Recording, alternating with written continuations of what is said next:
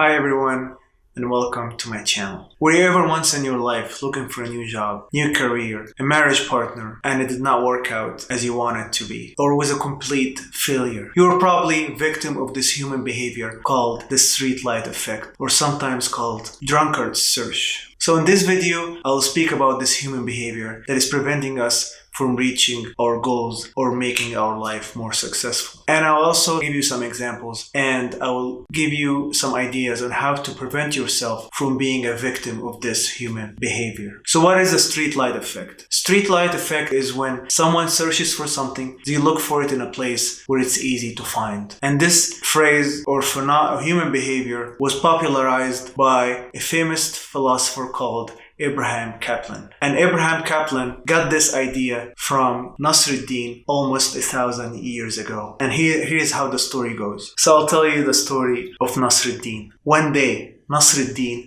lost his ring at home. He started looking for it and he couldn't find it. So he went out in the street to look for his ring. So as he was looking for his ring, a man passed by and saw Nasreddin and asked him, "Nasreddin, what are you doing, Nasreddin?" And Nasreddin replied, "I lost my ring at home and I can't find it." So the man was surprised. "Nasreddin, you lost your ring at home. So why are you not looking for it at home?" And Nasreddin replied, "It's too dark at home and I can't see anything. So I went out in the street to look for my ring." So what are examples? What are some other examples of the streetlight effect? I'll give you the first example. Let's say somebody lives in a city and the economy collapses. Let's say somebody lives in a city and the economy collapsed and he lost his job. And in another city, there are many jobs and the economy was great. And the city that person was living in, he had a wife, his children went to school there, and he had an established community. But that person decided not to go to the other city and decided to stay in the same city and look for jobs and hoping that he will get a job. So that person chose the easy path,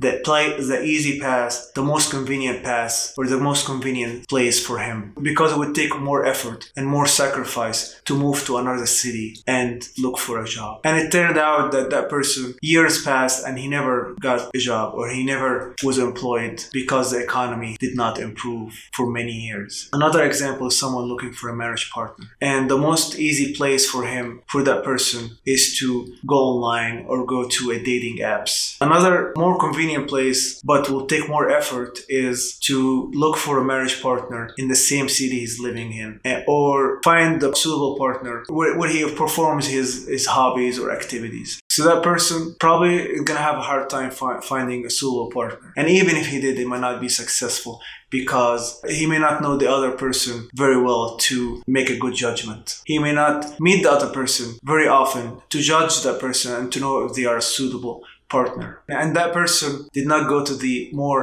difficult route or the difficult place, which is to look for a marriage partner in the same community that he was living in. Another example, streetlight effect is very common in the science. For example, in the 1980s, scientists were trying to figure out a way to treat a heart attack patients. And the place they were looking in was drugs that stabilized heartbeats. And they thought that if they can stabilize heartbeats for heart attack patients, the heart attack patients will survive. At that time, it was very common to treat heart attack patients in emergency rooms or using these heartbeat stabilizing drugs. And it turned out years later, maybe 10 years later, the drug that was used to stabilize heartbeats was actually killing the patients. Almost 56,000 heart attack patients died every year because of this drug. And it turned out that the people who took these drugs were a third more likely to die than people who did not take the drugs. So the scientists were treating heart attack patients using these drugs, but they were not actually preventing the long-term effects, which was death. So these are examples of the streetlight effect or the drunkard search. So how do we prevent ourselves from being a victim of this human behavior? The first thing is to be aware that this behavior exists in us and it exists in other people. So whenever you're looking for happiness, you're looking for a new job, a new career, marriage partner, a new product, do not look for it in a place where it's easy to find. So you need to ask yourself this question: is the place I'm looking working in is